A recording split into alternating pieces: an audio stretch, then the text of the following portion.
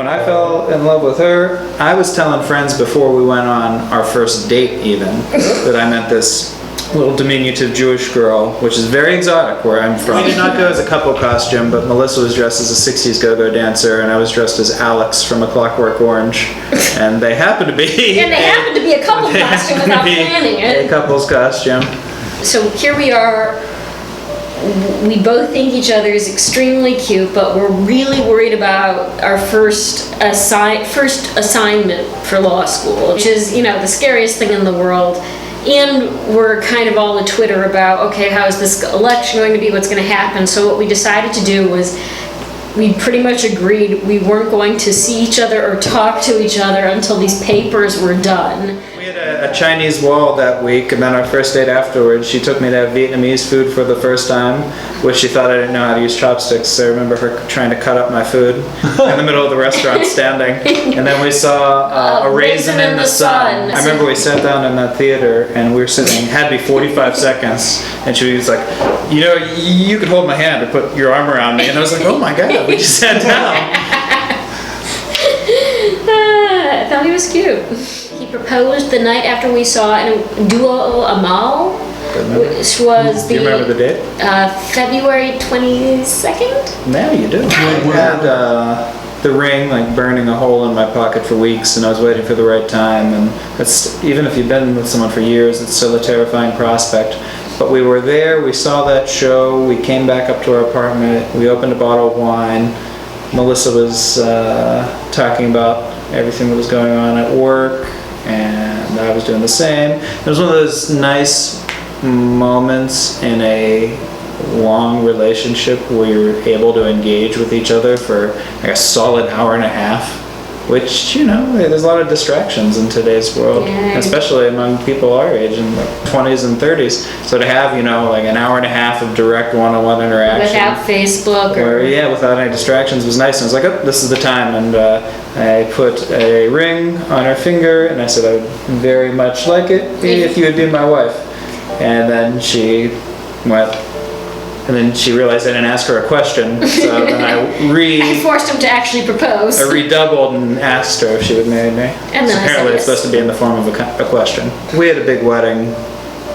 I think 230 people at the Intercontinental when all was said and done. I didn't know what to expect with what a Jewish wedding entailed from backstage, which Rabbi Nosenchuk, I give him a lot of credit. There were no Lutheran elements to the ceremony, but I was pretty engaged as... Well, the thing is, for example, Matt has a very, like, Matt's friends, he's been incredibly close with, and he's been friends with him since childhood, and this was also for them, a lot of them, their first Jewish wedding and experience, and so he was trying to explain things to them and to engage with them in the ceremony, and he had not just the groomsmen, but he wanted to be able to include additional friends as well as part of the ceremony because they were so instrumental to his growing up. So we made, like, I guess the term was, we made them honorary chuppah bearers, and figured out how do we incorporate them. Oh, that's not like an official part of a wedding? Did I just make that up pretty much? More or less. Okay. So.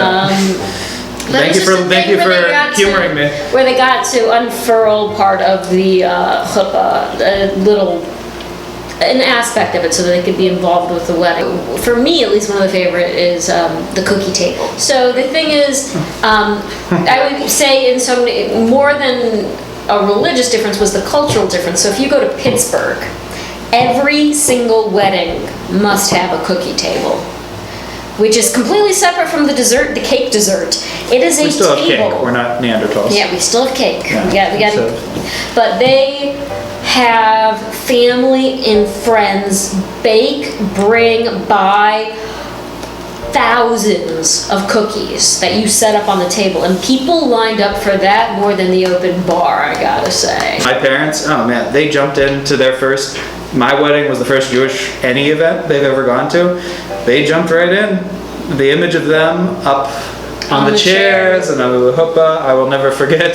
Together we've been from coast to coast all across the United States. We've been to The Caribbean, France, Australia, New Zealand. Those latter two locations were what we did for our honeymoon last September. I think the best part of the whole trip was us. We just broke from our itinerary and rented a car and drove all over the South Island of New Zealand. And we got the lowest deductible possible. We paid extra, which is great because it was the left side of the road, and you bet I hit things with the car. We just kind of revel in nerddom together. It's a very fun thing. For example, when we were in New Zealand, one of the coolest parts of it was because we went where they filmed Lord of the Rings. And so we took a little on the way back from this thing. We didn't know it was an option we could do, but we said, sure, screw it, why not? This is our honeymoon. We took a little prop plane back to the city we were staying in after a day of touring, and we got to fly by the mountain where Gandalf fought the Balrog, and Matt was in the co-pilot seat, and they made him sit on his hands. Well, I sat on my hands. I was going to touch the controls. I was so jittery, and he's just seeing this, and he's screaming with these big headphones over for his ears, and he has to sit on his hands, and he's just screaming, "This is madness! This is madness!" I remember the first argument we had, which was if we were to have these this was in 2009 maybe, if we were to have hypothetical children that in 2016 do not exist, which religion would they be raised? Who do you think won that argument? I feel great. I have no plans of converting to Judaism, but I do love its heritage and I love the focus. I think Shabbat is awesome. I think that's a pillar of the religion. I think that focus, ritualized once a week, being with your family, and you don't have to. Some people go to temples, some people don't, but just being together and relishing each other's company. I don't know why, but the act of being officially married, if we weren't a team in all senses before, we sure as heck feel even more united after.